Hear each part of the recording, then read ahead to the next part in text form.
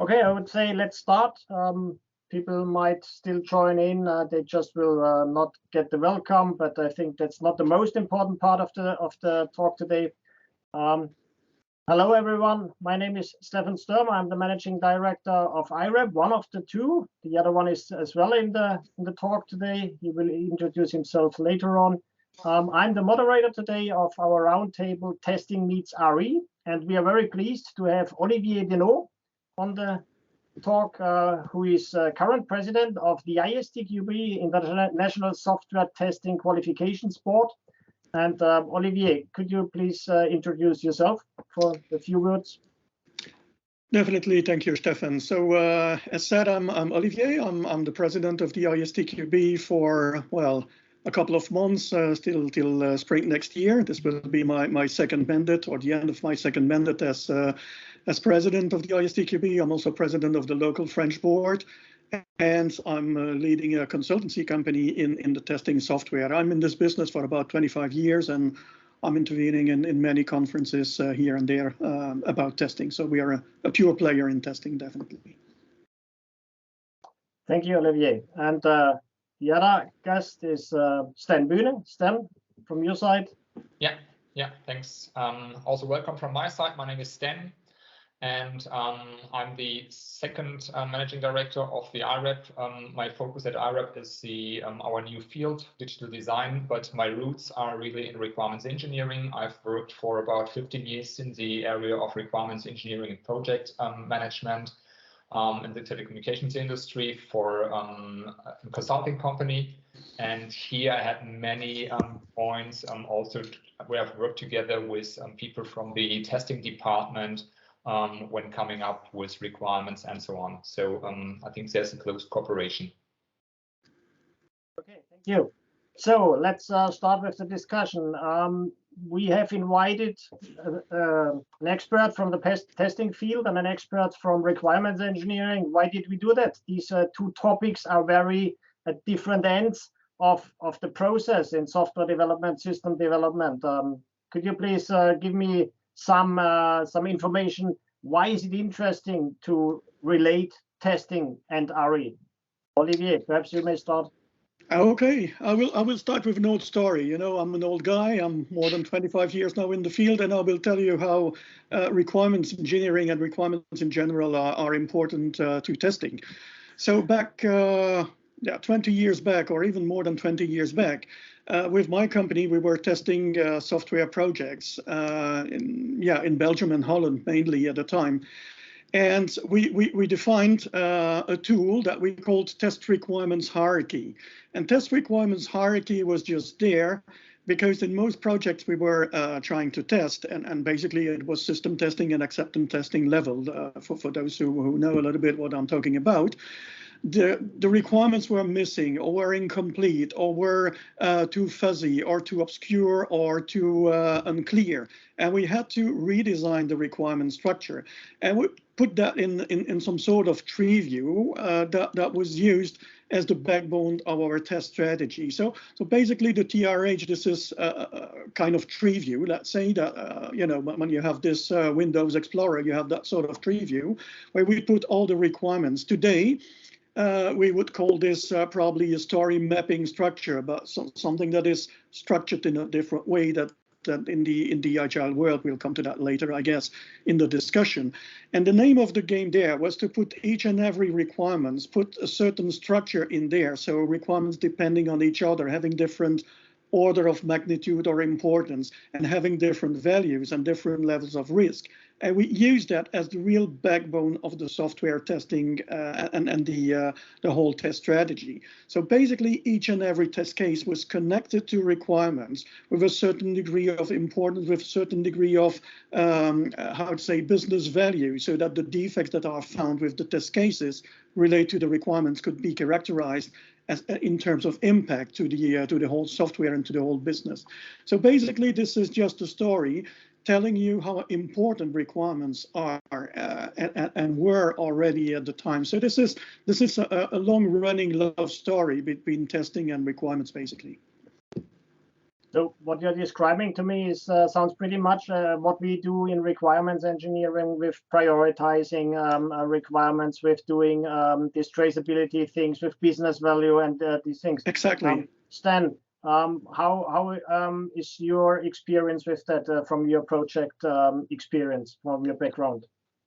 Yeah, I totally agree with Olivier, because in many projects I've been, and maybe starting also from the beginning of my projects I've joined, when I've seen, or when we have defined, let's say, requirements for certain products, or let's say new software, then most often you forget about the people who will verify if the product is really, let's say, doing what was expected from the requirement point of view. And in the very beginning, and then often the phone call, or the phone rings, and someone from the testing department was on the line, asking, hey, I found something, is this really working as expected? And don't you think about a certain, let's say, functionality aspect or performance aspect, and so on? And this was really some kind of, let's say, wake-up call for me to already, let's join people from the testing department in the very beginning to talk about, let's say, requirements, to think about, hey, how could some kind of requirement really be structured, that the testing guys are able to see how this could be validated and verified. And this really helped a lot. And I think this cooperation, we will come to this later in our session today. I think this is really important from the very beginning. And also, as Olivier, as you mentioned, let's say, if during testing you find certain defects based on, let's say, based on your requirements, this could be, let's say, could be even a missing requirement that was not just specified, but this could also be that the developer just understood this requirement wrong. And then it's quite important to see what is really the impact, what is impacted from business point of view by, let's say, if this test case is not running, and so on. So if I understand you right, it means that you're not only targeting defects in the software with the testing later on, but involving the testers in the requirements engineering part can help you as well to identify defects in the requirements, right? Absolutely. Yeah, absolutely. Yep. Okay. So now in today's way of developing software, there is the agile approach, which is very prominent. How do you operate there with the testers and the requirements in such an iterative process?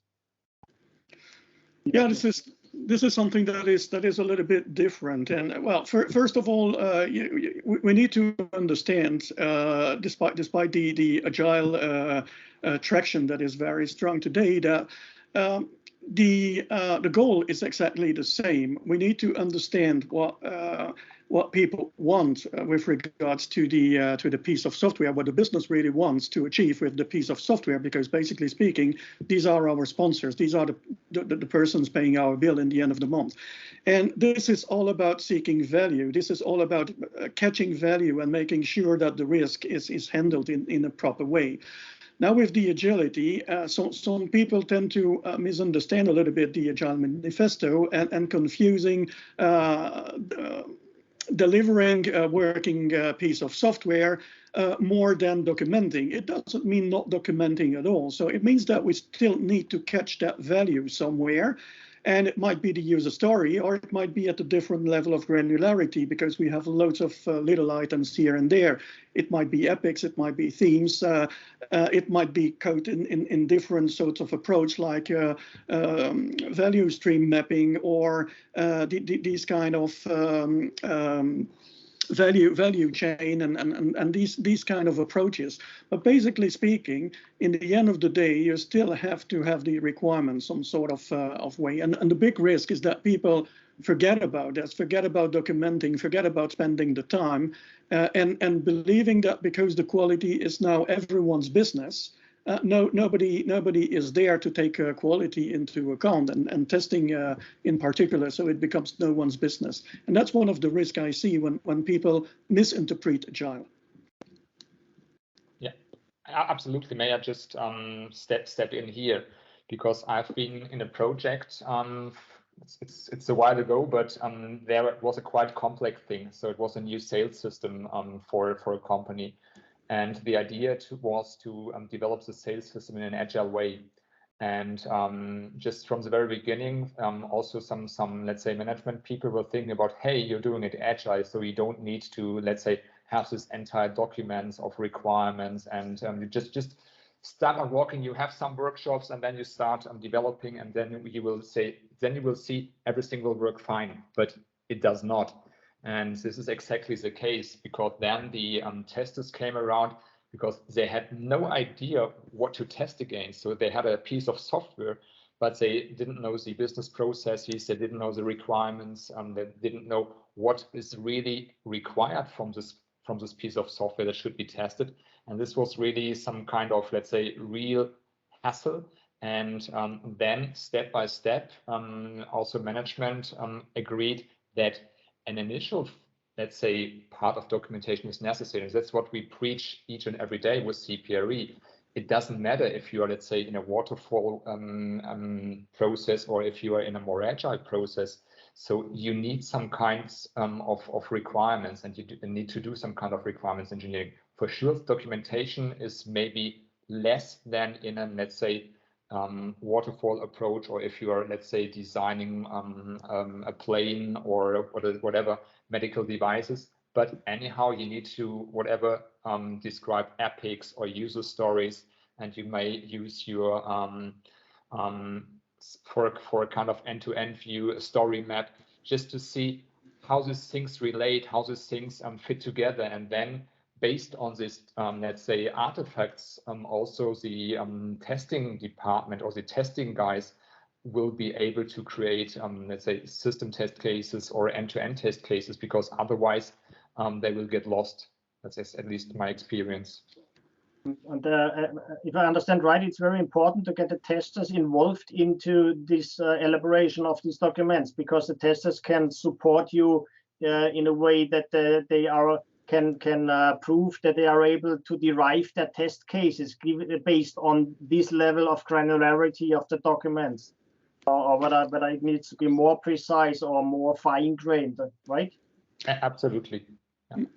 What we have done, for instance, is when, let's say, working out the epics and working out the user stories, then at least if we thought the user stories were final and we have defined the acceptance criteria from our point of view, then we had a session with the testing department, or with the ones who are testing this part of software finally, and then we, let's say, presented the flow and the user stories based on the story map, that we have a kind of end-to-end view, and based on that, testers then were able to create, let's say, specific test cases for a certain user story. But also, you don't have to forget that you don't roll out just one user story, but you will roll out at least an epic or a set of user stories, and they need to fit together.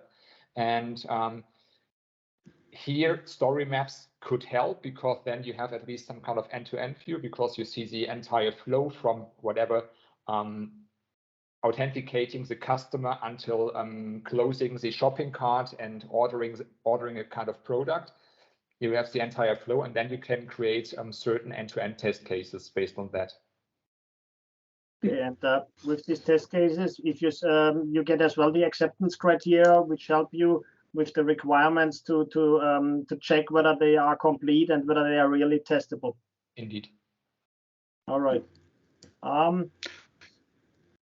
Yeah, I would like to add here that for those working in very agile environments or very agile companies where roles do not matter that much, and tester is vanishing a little bit, like business analyst, or these kind of traditional between quotes roles are disappearing and are replaced by a team. That's all right. I don't mind much about that as long as the competencies are still there. And this is what we guys need to look for, whether it is in the testing community or the RE community or the BA community, whatever. The kind of competencies that we developed all over the place need to stay within the team. I don't care if I'm called a tester or a team member or whatever kind of title you can give me, as long as I can exercise the kind of competencies that are required for the product to be of good quality and matching the requirements. And don't forget, guys, we are in a very evolving world. So it goes faster and faster because this is what the kind of stuff that the society requires from us. It becomes more and more complex because we have loads of integrated piece of software, microservices, and these kind of things, and also heterogeneous kind of IT systems, because we are connected with IT systems that are totally different from outside our companies. For instance, when I buy a train ticket, somebody offers me a hotel or somebody offers me a taxi when I come back. These are 3 different companies, and all of them are interconnected into one single stream of data that is my name and my ticket, my train ticket or whatever, my plane ticket, whatever. And this is very, very difficult to test because it's not only me, myself, and my little company, but it's open to the whole world and it's interconnected. And there you need to have this kind of overview, global overview or comprehensive overview that testers and business analysts and requirements engineers do have. Yeah, exactly. And maybe one point to add here, and what I have experienced also, as you mentioned, because the digital world is getting more and more complex, and you have a lot of systems. Not all of the systems are integrated in one company, but they are spread about several companies. And what's really some kind of, let's say, yeah, it's quite hard to set up a real good test environment for that, or to have, let's say, some good stubs that really representing these other systems if they are not plannable in your system environment. And especially this is also a kind of, let's say, hassle in if you're in an agile environment, because then you have some parts that are developed in agile release or in an agile world, an agile manner. And then you have this, let's say, standard releases that needs to be coordinated with certain kind of functionality and so on. Okay, if you look at this complexity, what does it mean to the skills of the people involved? If I see that the testers are need to be involved as well in the requirements part, at least that they understand the requirements and they are able to derive the test cases. Wouldn't it be a good idea to give them some basic skills in requirements engineering, at least to understand the topic? Oh, definitely, yes. This is why we're starting this kind of initiatives and partnership with you guys from the ISTQB side, and I can tell from my own company's side that most of my guys get requirements engineering trainings or business analysis training, at least the ones that are, in the formal title of test manager or test leaders, because they need to understand it, they need to master that, they need to have the business view, because as I said in the beginning, in the end of the day, these are our sponsors. These are the guys who pay our bill, and this is why we define the software. We don't design a software or develop a piece of software because we like the new technology or because we think it would be more fancy. That is just to serve one's business, and these are the sponsors. So we need to understand what they want. Otherwise, we will develop the wrong piece of software. Okay, and on the other hand, then elaborating requirements in a way that they are testable, I think this is something which the requirements engineers should as well be aware. Absolutely, and I think here it's also necessary to at least have the, let's say, close connection to testers, to exchange with each other, and to understand how testers, let's say, read requirements and how they create test cases. Maybe it's also quite good that also a requirements engineer has some, let's say, basic idea of let's say, of testing. So it means what does it mean to test a part of software, how they use the requirements, how they create test cases, what does it mean to set up a test data, test environments, and so on. Because if you, let's say, at least have a kind of awareness in the very beginning, then think different of these things. And then you also, let's say, think about, okay, maybe certain requirements cannot be tested if I describe them in this case. Or you also think about, let's say, test data, especially if you design a new system that needs to be somehow available and so on. All right. So I think we elaborated quite well that the understanding from both directions is very important.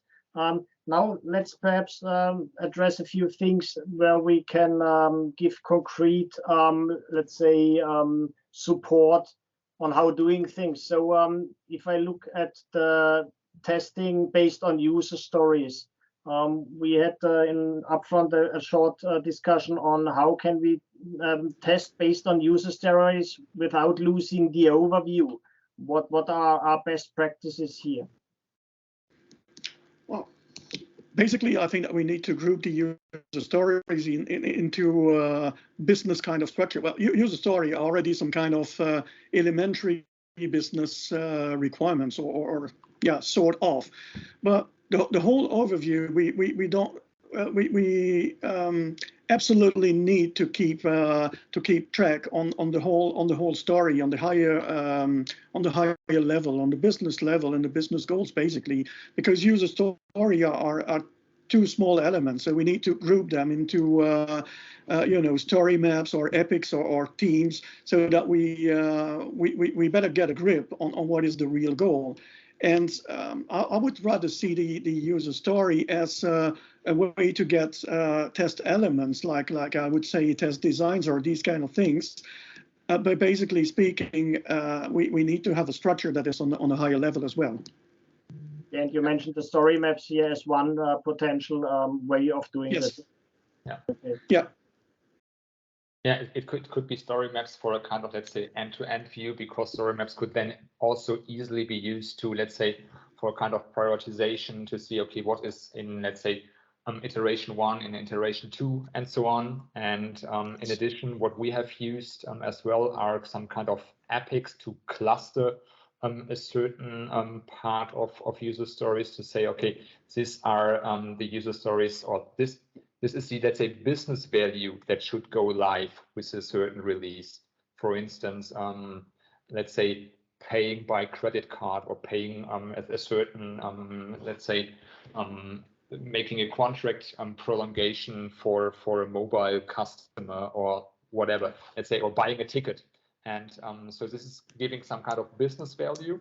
And here, for sure, you need to think about what is how this could be realized, and you have a set of user stories that you need for that, and they could be arranged in a kind of story map. So at the end, I think structuring it is quite important, because without this kind of structure, if you only use, let's say, user stories on the, let's say, very lower level, then you will probably get lost, because you will not see anything more, because when you have 20 plus user stories and you don't see how they are interrelated and so on. I think kind of structuring that we also introduce in the advanced levels, for instance, in IREB-Agile, this is a quite of important. Okay, so we are clear. Testers and requirements engineers need to elaborate or cooperate very close to have a mutual understanding of each other's topics, and to link RE to testing very well. We know about the structure. Structure is very important to not to lose the overview, and I think this is independent whether you are doing waterfall or agile.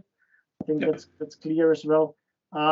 So anything else you guys want to add from your point of view? Anything you want to let our audience know? Then,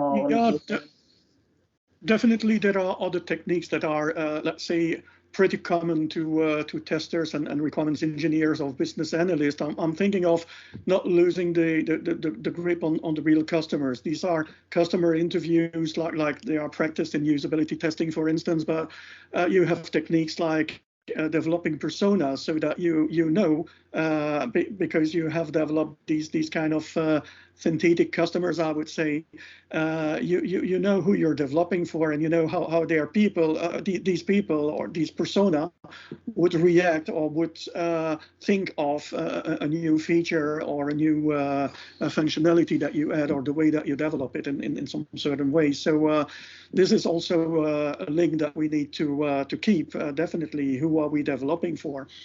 And well, of course, we have other things that we can use as well as a technique, and then we go a little bit more in the technical background, like AI, for instance, that can be used to analyze the traces from the past software, because at this moment in time we're essentially talking about a new developed piece of software, but basically there's much more to this in the software world, and sometimes we are just adding a couple of layers on top of a legacy software, and getting a grip on the legacy software and how it is used in the past, or how it was used in the past, is also something that we need to keep track.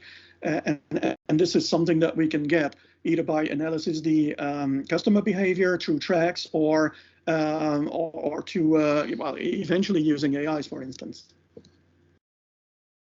Okay. Yeah. So yes, then please.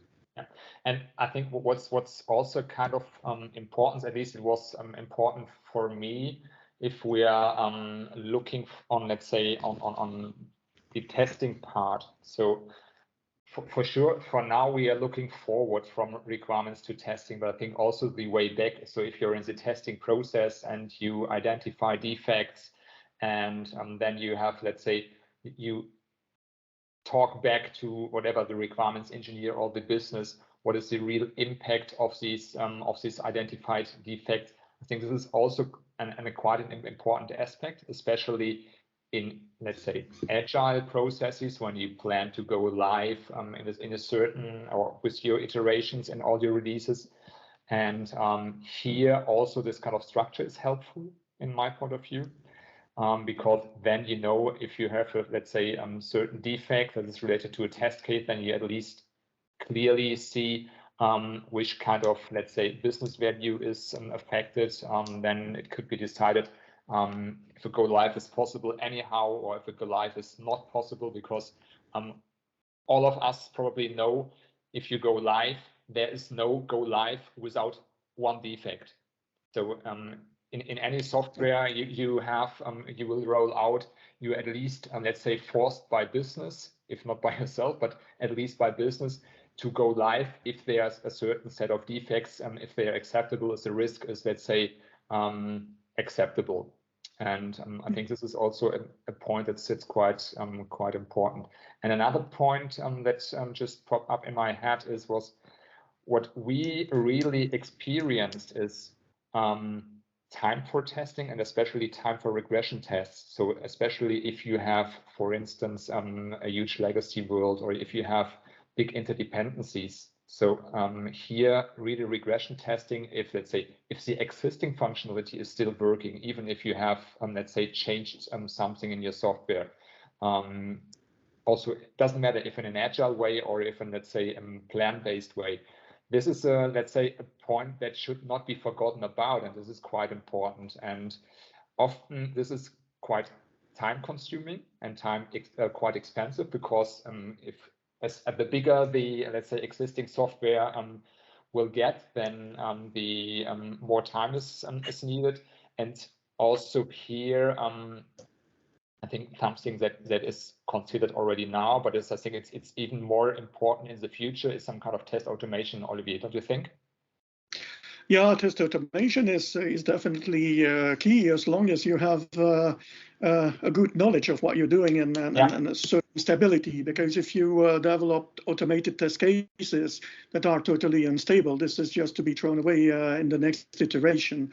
Yeah. So I hear a lot about automation is key today, and definitely it is for the low-level testing. I'm talking about the developers test, white box testing, these kind of things. And yes, definitely it is key, and this is a big progress. But when you come to functional testing, testing and when you come to acceptance testing or system testing, you need to think about how you're going to automate and what you're going to automate, because it has a cost, and there's no silver bullet. I've seen that too many times in 20 years of my career. Automation is key, and then automation sucks because it needs to be maintained and it doesn't work and it's not maintainable and so on and so forth. So we need to think about that carefully. There must be a strategy, and when the right strategy is set up, and when you have a certain confidence with regards to what you're going to put in your scope, that is of course a great asset to develop. Yes. So now we got a question in the chat. Somebody's asking whether you are referring to end-to-end testing in addition to individual user story testing. Is that correct? So end-to-end testing, some sort of addition. Yeah, some sort of. There are different layers and there are different levels. Now you can try to mix them, but it's if you look at the V model, everything is very layered and very structured, though it is in reality maybe not much separated like it is in the model. Same goes for agility. Definitely, you have different scopes.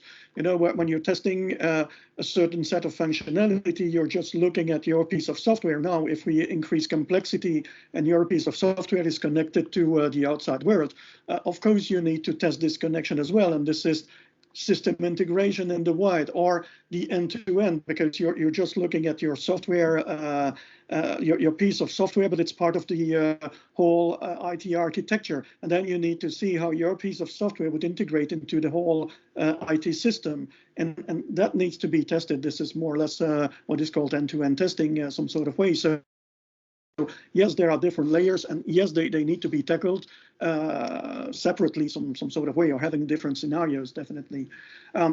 Can also be through a combination of structured testing, I mean documented tests, and a kind of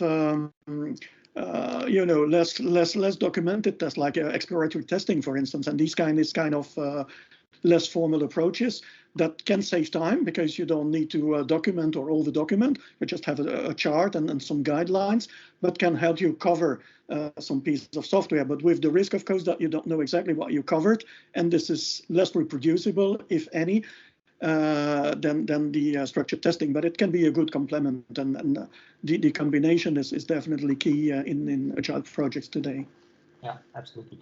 So what we have done also quite often is some kind of, let's say, user acceptance testing. Let's say that we had some friendly users in a kind of, let's say, production year environment, and that they will also, let's say, do their daily business and documenting, let's say, as specific defects that they will find during their processes, and this was also quite helpful. Okay. We got another question. A person asks, how do you motivate the testers, the test managers to be involved early and take on the role of a sparring partner to improve the quality of the product? Because this person experiences that very often testers and test managers are not really interested in becoming more involved more early.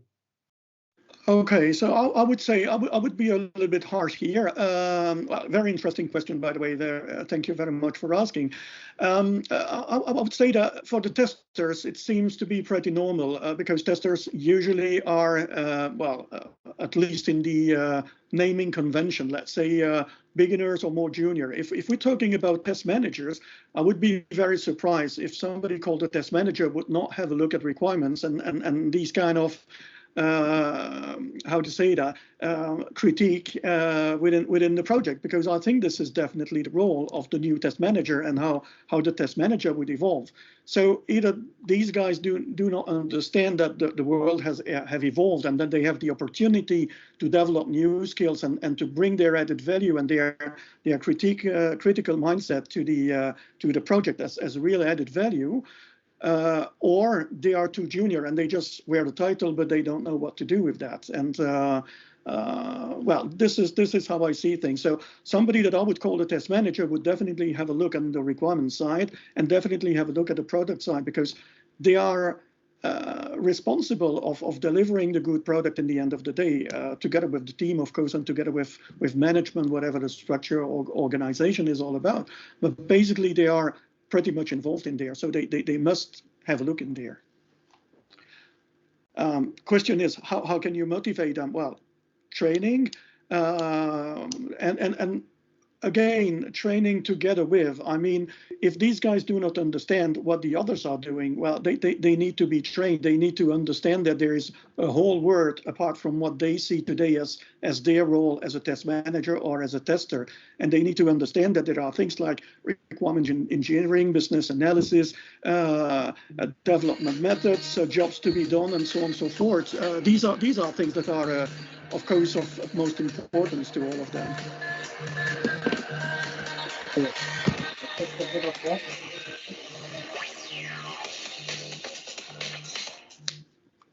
Thank you. Okay, so the person mentioned a quote that the test manager says we have great developers and designers and we trust them, and this is bittersweet. I think these people perhaps did not understand that this is an opportunity for them to become more influential, to have an impact, rather than in the end just being the guy bringing the bad news that we found that many bugs and we can't go live. They could play a much more positive role in the whole process. Yeah. I mean, what I've experienced really is if you create this kind of awareness in the company, and if you, let's say, talk to even test managers or to the testers themselves, so for sure it's a kind of trade-off, because they are anytime 100%, they have anytime 100% load because they need to test their releases and everything. But what I've experienced is, if they, let's say, spend a certain time early in the project and reviewing these requirements, discussing requirements, then it's also easier for them creating these test cases, because otherwise they just have, let's say, some kind of paperwork they need to do. If they are, let's say, involved early in the discussions, they already have some kind of, let's say, some big picture, some idea how to, let's say, how to create this test, how to set up the testing environment and all this stuff, because otherwise it's just some kind of, let's say, reading documents. And I think in the end, they will not save any time. But probably they will not have to spend more time, because they will save time later on, which they spent earlier, but the quality should be much better, right? Yeah. Okay, now we got a question. What are you thinking about behavior-driven design and test-driven design? Any comments on that? These are very good. Business-driven design development. Behavior. Excuse me, guys. Just one. Olivier first, please. I guess it's behavior done, and well, basically speaking, these are very good techniques. That's something that is recommended here and there. Now, this is not necessarily a must. If you have another way to do it, you can do it as well. But this is one of the, or these are recommended methods for agile project. I think this is pretty good, all in all. Okay, now we got some input from one of our attendees that they involve the testers early in the process when they discuss story content in a free Amigo session. And this is very helpful and brings good input for story acceptance criteria. This person recommends that. So that's a good experience. Yeah, definitely. But this is the big takeaway from Agile, basically, that is creating this team spirit and having everyone talking with each other, which is something that was a little bit missing in the very structured, siloed kind of organization in the past. And this is where the missing link was all about. Remember my story about the TRH, test requirements hierarchy. Why we needed to develop this TRH was because the requirements were not good. And why were the requirements not good? That's not because we had bad requirements engineers, but because the link between the testers and the requirements engineer, or the link between the testers and the business side was just missing. So we did not understand what to test, and we need to redefine, redevelop, and so on and so forth, because it was not designed for us, or it was not even understood by the developers in most cases. So they designed the wrong product. So yeah, back a little bit to the quote before, quote for the test manager, we had great developers and designers and we trust them. Well, I've seen many good developers designing their own products, and I've seen very good designers making products that are totally unusable. So I don't trust anyone. I just do trust good collaboration and testing. So definitely, yes, these 3 amigos sessions or this kind of collaborative approaches are to be recommended. Yeah, I think collaboration is a big part in, let's say, software development. I mean, in any kind of development, but especially if you look to, let's say, some kind of real kind of plan-driven approaches, I think many people